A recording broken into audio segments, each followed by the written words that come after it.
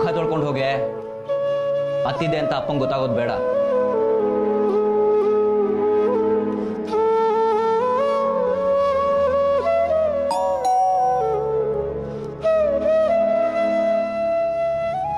ಎಷ್ಟು ಹೊತ್ತೆ?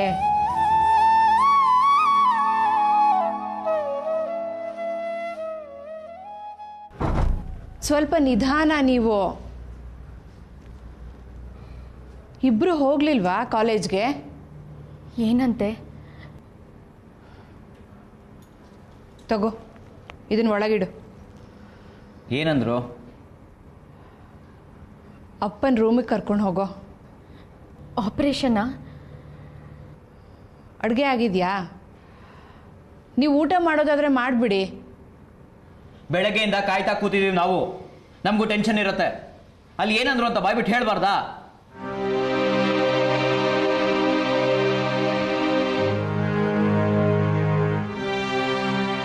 ಸಾರಿ.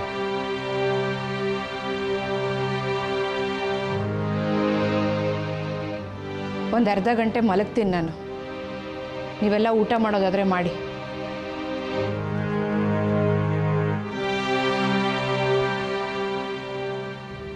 ಅಪ್ಪ ಏನಂತೆ? ಹೇಳಿದ್ರೆ ಅರ್ಥ ಆಗುತ್ತಾ? ಇಷ್ಟರ ಮೇಲೆ ಅರ್ಥ ಆದರೂ ಸಮಸ್ಯೆಗೆ ಉತ್ತರ ಸಿಗುತ್ತಾ? ಇದೆಯಾ ನಿನ್ನ ಹತ್ರ ಉತ್ತರ? ಒಂದು ಲೋಟ ನೀರು ತಗೊಂಬ.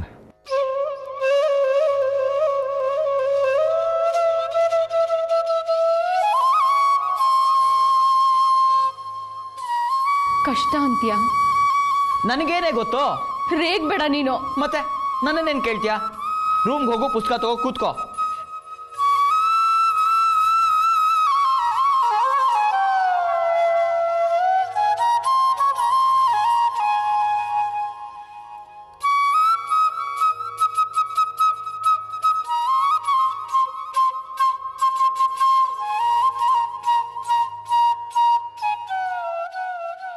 ಅಮ್ಮ,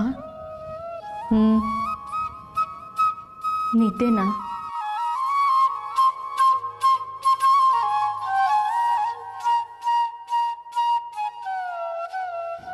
ಮಲಗಿದ್ದೊಳನ್ನ ಎಪ್ಸಿ ನಿದ್ದೆನ ಅಂತ ಕೇಳ್ತೀಯಲ್ಲ, ಏನು? 3:15 ಆಯಿತು. ಅದಕ್ಕೆ ಮಲಗಿ ಇದೆಯಲ್ಲ, ಎಬ್ಬಿಸ್ದೆ. ಊಟ ಆಯ್ತಾ? ಇಲ್ವಾ? ಒಂದು ದಿವಸ ಬಡಿಸ್ಕೊಂಡು ತಿನ್ನೋಕ್ಕಾಗಲ್ವಾ?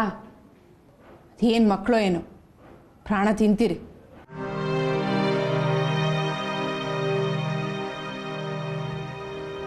ಯಾಕೆ? ಏನಾಯ್ತು? ಬಾ ಕೂತ್ಕೋ.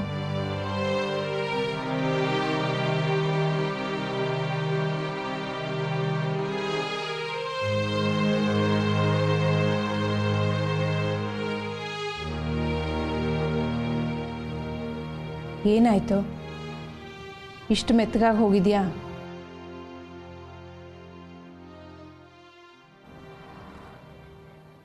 ಬಾಯಿ ಬಿಟ್ರೆ ಸಾಕು ಸರ್ ಅಂತ ರೇಗ್ತಿದ್ದೆ. ಏನಾಯ್ತು?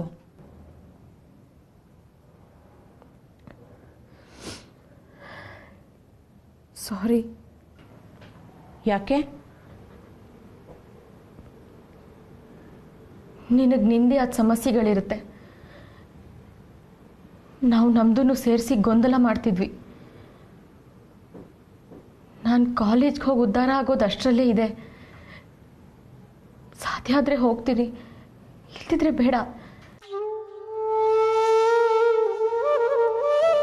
ಮನೆದು ನಾನು ನೋಡ್ಕೋತೀನಿ ಅಮ್ಮ, ನೀನು ಹೊರಗಿನ ಗಮನಿಸು.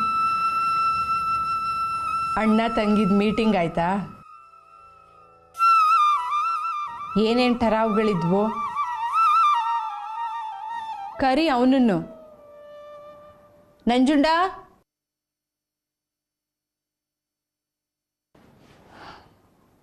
ಇಲ್ಲೇ ನಿಂತಿದ್ಯಾ? ಅವಳನ್ನ ಒಳಗೆ ಕಳಿಸಿ ನೀನು ಆಚೆ ನಿಂತಿದ್ಯಾ? ಬಾ ಕೂತ್ಕೋ.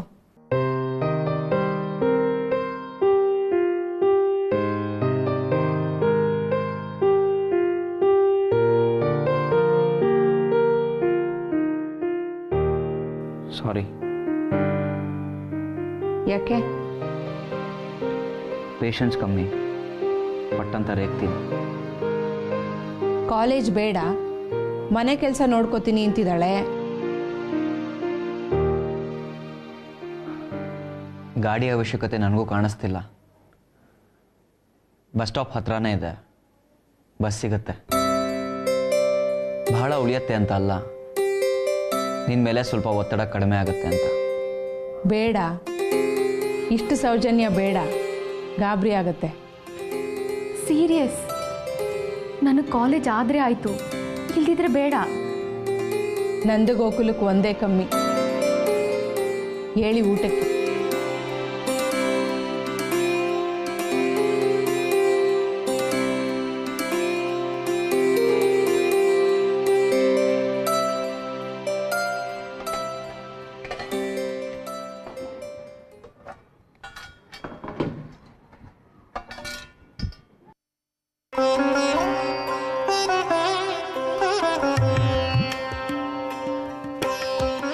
ಅಮ್ಮ ಮಕ್ಕಳು ಸಲ್ಲಾಪದಲ್ಲಿದ್ರಿ, ಡಿಸ್ಟರ್ಬ್ ಮಾಡೋದು ಬೇಡ ಅಂತ ಒಳಗೆ ಬರಲಿಲ್ಲ. ಏನಿವತ್ತು ನೀನು ಮನೆ ಕೆಲಸ? ಆ್ಯಕ್ಟಿವ್ ಆಗಿಬಿಟ್ಟಿದ್ಯಾ ಅಮ್ಮ? ಬಾ ಕೂತ್ಕೋ.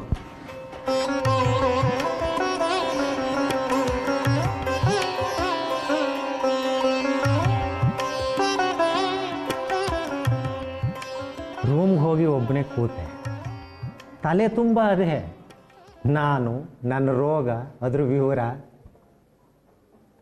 ಕೂತವನಿಗೆ ಒಂದು ಕ್ಷಣ ಅನ್ನಿಸ್ತು, ಆಯ್ತಪ್ಪ ರೋಗವೇ ಇರಲಿಲ್ಲ, ಅಮರನಾಗಿರ್ತಿದ್ನಿ. ಡಾಕ್ಟ್ರಂದರು ಆಪ್ರೇಷನ್ ಮಾಡಿದ್ರೆ ಇನ್ನು 20 ವರ್ಷ ಗ್ಯಾರಂಟಿ, ರೋಗವೇ ಇಲ್ದಿದ್ರೆ ಇನ್ನು 10 ವರ್ಷ ಇರ್ತಿದ್ನೋ ಏನೋ. ಅಷ್ಟೇ, ಹೋಗೋದೇ ಅಲ್ವಾ? ಸಾವಿನ ಸುದ್ದಿ ಮಾತಾಡಬೇಡ ನೀನು. ಅದಲ್ವೇ, ಹೋಗೋದು ಹೋಗಲೇಬೇಕು. ನಾಳೆ ಹೋಗ್ತೀನಲ್ಲ ಅನ್ನೋ ಚಿಂತೆಯಲ್ಲಿ ಇವತ್ತೇ ಹೆಣವಾಗಿ ಬದುಕೋದಾ? ನಗು ಬಂತು. ಎದುರಿಗೆ ಕನ್ನಡಿ, ಮುಖ ಕಾಣ್ತು, ನಗು ಮುಖ ಕಾಣ್ತು. ಸತ್ಯ ಹೇಳ, ಮುಖದಲ್ಲಿ ನಗು ಇದ್ರೆ ಹೆಣು ಕಳಕಳಿಯಾಗಿರುತ್ತೆ.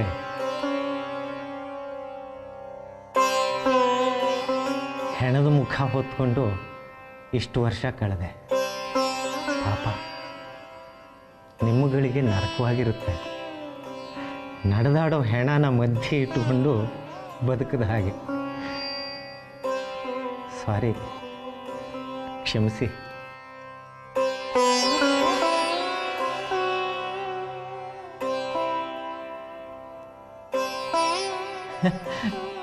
ಏನು ಎಲ್ಲ ಸೀರಿಯಸ್ ಆಗಿ ಹೋದ್ರಿ?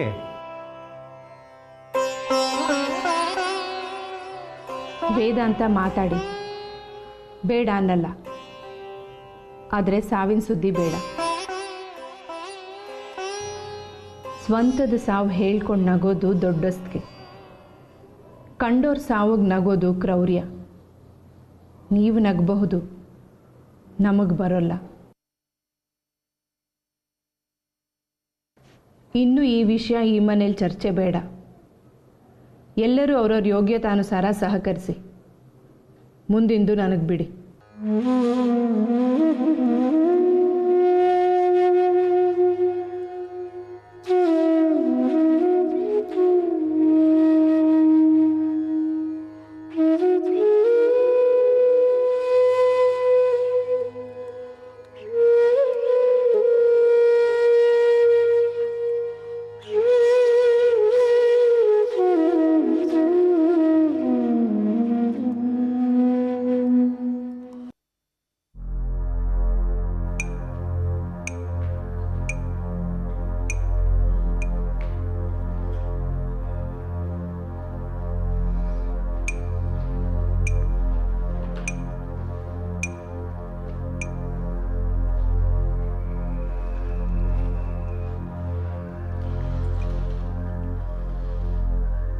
ಸರ್ಕಾರ ನಂಬಿರುತ್ತೆ ಸರ್, ನಮ್ಮನ್ನ ನಂಬಿ ಅಧಿಕಾರ ಕೊಟ್ಟಿರುತ್ತೆ. ಅದರ ದುರುಪಯೋಗ ಸಲ್ಲ. ಉಪಯೋಗಿಸಿ. ಅದನ್ನೇ ನಾನು ಹೇಳ್ತಿರೋದು. ಪೊಲೀಸ್ನವರು ಸರ್ ಅಪರಾಧವಾಗಿರಬೇಕು ಅಧಿಕಾರ ಉಪಯೋಗಿಸೋದಿಕ್ಕೆ. ಇಲ್ಲಿ ಅಪರಾಧ ಎಲ್ಲಾಗಿದೆ? ಇಲ್ಲ. ಹುಡುಗಿ ವಿಚಾರ ಮರ್ತಾಗಿದೆ ನೀವು. ಅಲ್ಲಿ ಅಪರಾಧ ಇಲ್ಲ. ಅವಳಿಗೂ ಇಷ್ಟ ಇತ್ತು, ಇವನಿಗೂ ಇಷ್ಟ ಇತ್ತು. ನಂಬಿಸಿ ಕೈ ಕೊಟ್ಟಿದ್ದಲ್ವಾ? ಮದುವೆ ಮಾಡ್ಕೋತೀನಿ ಅಂತ ಹೇಳಿರಲ್ಲ. ಅವ್ರು ಇರ್ತಾರೆ, ಇವ್ರು ಹೋಗ್ತಾರೆ, ಹೀಗಾಗಿರತ್ತಷ್ಟೇ. ಅಪರಾಧ ಇಲ್ಲ ಸರ್. 10 ದಿನದಲ್ಲಿ ಮದುವೆ ಮಾಡ್ತೀನಿ ಇಂದಿದ್ರು ಬೇಡ ಅಂತ ಹೇಳಿಲ್ವಲ್ಲ ಸರ್.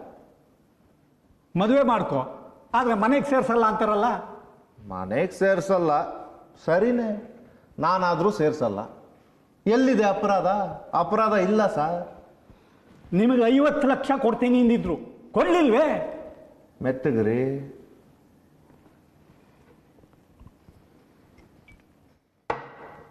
ಕೊಡಿಸ್ತೀನಿ ಅಂತ ನೀವಂದ್ರಿ, ಕೊಡ್ತೀನಿ ಅಂತ ಅವ್ರು ಹೇಳಿಲ್ವೇ?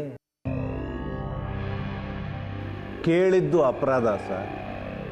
ನೀವು ಕೊಡಿಸ್ತೀನಿ ಅಂತ ಹೇಳಿದ್ದು ಅಪರಾಧ ಸರ್. ಅವರು ಕೊಟ್ಟಿದ್ರೆ ಅಪರಾಧ. ಕೊಡ್ಲಿಲ್ವಲ್ಲ, ಅಲ್ಲಿಗೆ ಅಪರಾಧ ಇಲ್ಲ. ಸರ್ಕಾರ ನಂಬಿ ಅಧಿಕಾರ ಕೊಟ್ಟಿರುತ್ತೆ. ಅಧಿಕಾರದ ದುರುಪಯೋಗ ಸಲ್ಲ. ಬರ್ಲಾ? ಅಣ್ಣ ಇದ್ದಕ್ಕಿದ್ದಾಗ ಸತ್ತು ಹೋದ್ರು. ಸರಿ. ಹಿಂದಿನ ದಿನ ರಾತ್ರಿವರೆಗೂ ಚೆನ್ನಾಗೇ ಇದ್ರು. ಅದಕ್ಕೆ ನಾವು ಅಣ್ಣ ತಮ್ಮ ಹೊಡೆದಾಡ್ತಿದ್ವಿ. ಆದರೆ ಅವನ ಹೆಣ ನೋಡಿದ ಕೂಡ ಅಡು ಬಂತು ಅತ್ತೆ. ಸ್ವಾಭಾವಿಕ. ಆದರೆ ಅವನು ಹೆಂಡತಿ ಅನ್ಸ್ಕೊಂಡವಳು, ಸ್ವಂತ ಹೆಂಡತಿ ಪಕ್ಕದಲ್ಲೇ ಇದ್ಲು. ಕಣ್ಣಲ್ಲಿ ಒಂದು ತೊಟ್ಟು ನೀರಿರಲಿಲ್ಲ. This is interesting.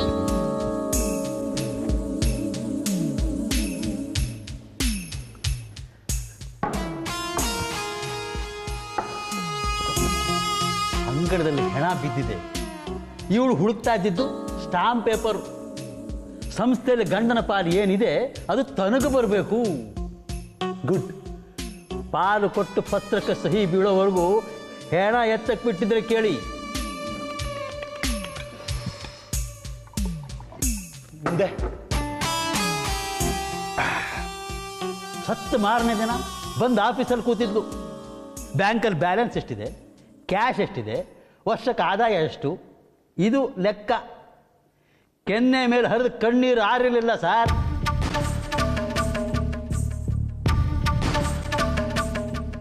ನೋಡಿದಿರಲ್ಲ ಅವಳು ಗಡ್ಡ ಇಲ್ಲ ಅಂತ ಅನಿಸುತ್ತಾ? ಸತ್ ಮಾರನೇ ದಿನಾನೇ ಬೆಳಿಗ್ಗೆ ಎದ್ದು ಮೇಕಪ್ಪು, ಜರಿ ಸೀರೆ, ಮೈ ತುಂಬ ಒಡವೆ, ಕಾರ್ ಹತ್ತು. ಹೇಳ್ಕೊಳ್ಳೋಕ್ಕೆ ನಾಚಿಕೆ ಆಗುತ್ತೆ. ಸ್ವಂತ ತಂಗಿ. ಸ್ವಂತ ತಂಗಿನ? ಹ್ಞೂ ಸರ್. ಸೇಮ್ ಪೇರೆಂಟ್ಸಾ? ತಾಯಣೆಗೂ ಸರ್. ಮತ್ತು ನೀವು ಅವ್ರ ಬಗ್ಗೆ ಹಾಗೆ ಮಾತಾಡಬೇಡಿ, ಕ್ರೂವಲ್ ಅನ್ಸತ್ತೆ. ನೀವು ಹೇಳಿ ಸರ್. ಸಾವು ಅಸಹಜ, ಹೆಂಡತಿಯ ಪ್ರತಿಕ್ರಿಯೆ ಅಸ್ವಾಭಾವಿಕ. ಸಾವಿನಿಂದ ಅವಳಿಗೆ ಲಾಭ ಆಗಿದೆ. ಸಾಕು ಸಾಕು. ಅಪರಾಧದ ವಾಸನೆ ಇಲ್ಲಿದೆ. ಬಾಂಬ್ ಹಿಡ್ಕೊಂಡು ತಿರುಗ್ತಾ ಇದ್ರಲ್ಲ ಸರ್, ಗಟ್ಟಿಗ್ರು ಸರ್. ಎಷ್ಟು ವರ್ಷ ಆಯ್ತು? 3. ಅಪರಾಧ ಇಲ್ಲಿದೆ. ವಿಚಾರಣೆ ನಡೆಸದೇ ಇದ್ರೆ ಅಪರಾಧವಾಗುತ್ತೆ. ಯಾರವತ್ತು ರಾತ್ರಿ ಶಾಮರಾಯರ ಜೊತೆ ಕೊನೆಯಲ್ಲಿದ್ದದ್ದು? ನಾನೇ. ನಿಮಗೆ ಮುಂಚೆ? ಗೋವಿಂದರಾಯ. ಅವ್ರಿಗೆ ಮುಂಚೆ? ಗೊತ್ತಿಲ್ಲ ಬಿಡಿ. ಅದೇನು ನೀವು ಹೇಳಿದ್ದು? ಸಾವು ಅಸಹಜ, ಹೆಂಡತಿಯ ಪ್ರತಿಕ್ರಿಯೆ ಅಸ್ವಾಭಾವಿಕ, ಸಾವಿನಿಂದ ಆಕೆಗೆ ಲಾಭ ಆಗಿದೆ.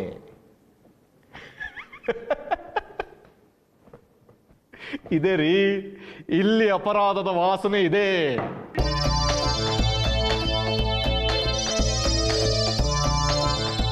ಯಾರದು ಗೋವಿಂದರಾಯರು? ಎಲ್ಲಿ ಅವ್ರ ವಾಸ? ಹೇಳ್ರಿ, ಸೇಮ್ ಪೇರೆಂಟ್ಸ್.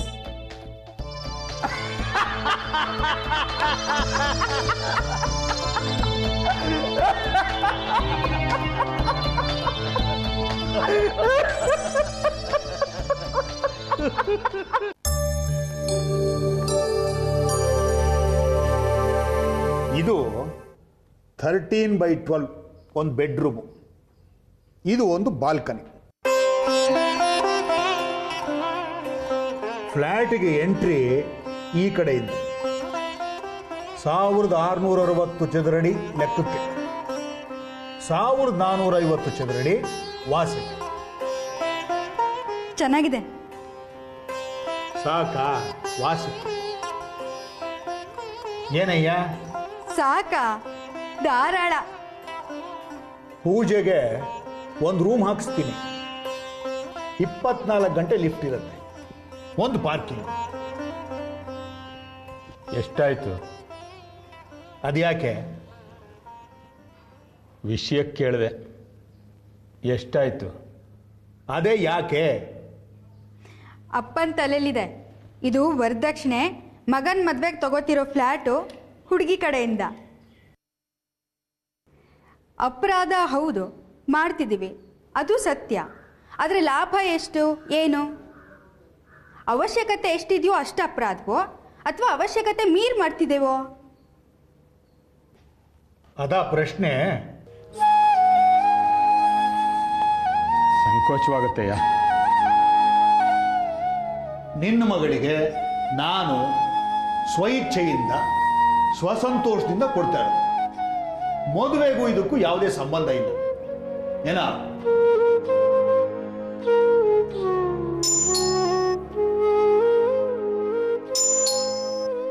ನೀವು ಮುಂದುವರಿಸಿ, ನಾನು ನೋಡ್ತೀನಿ.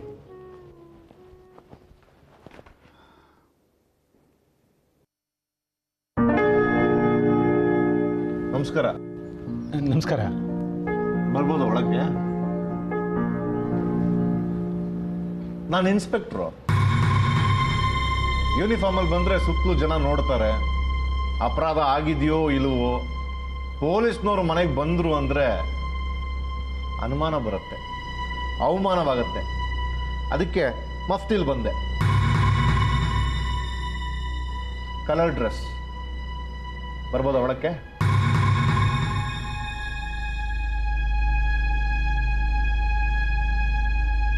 ಬಾಗ್ಲಾಕ್ಬಿಡಿ, ಜನ ನೋಡೋದು ಬೇಡ. ನಾವು ಹೇಗೆ ಬದುಕ್ತೀವಿ ಅದೆಲ್ಲ ಮುಖ್ಯ. ಜನ ಏನು ಅಂದ್ಕೋತಾರೆ ಅದು ಮುಖ್ಯ.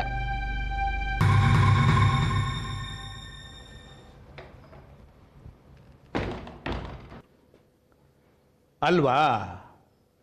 ಜನ ಏನಂದ್ಕೋತಾರೆ ಅದು ಮುಖ್ಯ. 1,000 ಮೇಲೆ ಸೇರ್ತಾರಾ?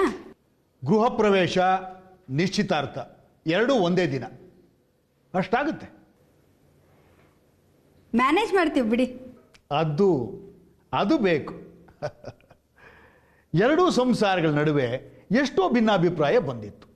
ಆದರೆ ಅದು ಪ್ರಪಂಚಕ್ಕೆ ಗೊತ್ತಾಗೋದು ಬೇಡ. ಒಂದೇ ಮನೆಯವ್ರ ಥರ ಇದ್ದು ಸಹಕರಿಸಿ. ಸಹಕರಿಸಿದ್ರೆ ಸುಖ. ಸಹಕರಿಸ್ತಿದ್ದೀನಲ್ಲ. ಸಾಲ್ದು.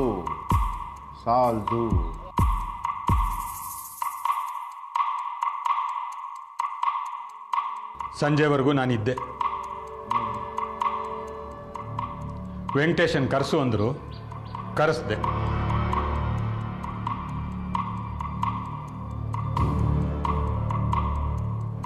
ನೀನಿನ್ ಹೋಗು ಅಂದರು, ಹೊರಟೆ.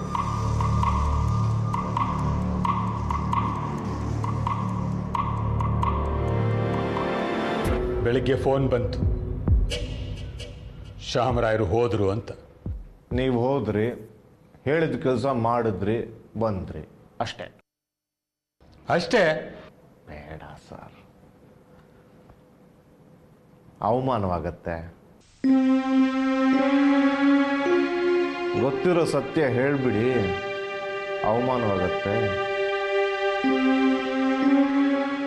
ಮನೆಯಲ್ಲಿ ಫಂಕ್ಷನ್ ಅಂತೀರಿ, ಜನ ಸೇರ್ತಾರೆ, ನಾವು ಯೂನಿಫಾರ್ಮಲ್ಲಿ ಬರ್ತೀವಿ. ಜೀಪಲ್ಲಿ ಹತ್ತಿಸ್ಕೊಂಡು ಹೋಗ್ತೀವಿ, ಅಲ್ಲಿ ಕರ್ಕೊಂಡು ಹೋಗಿ ಕೂರಿಸ್ತೀವಿ. ಅವಮಾನವಾಗತ್ತೆ ಸಾರ್, ಬೇಡ.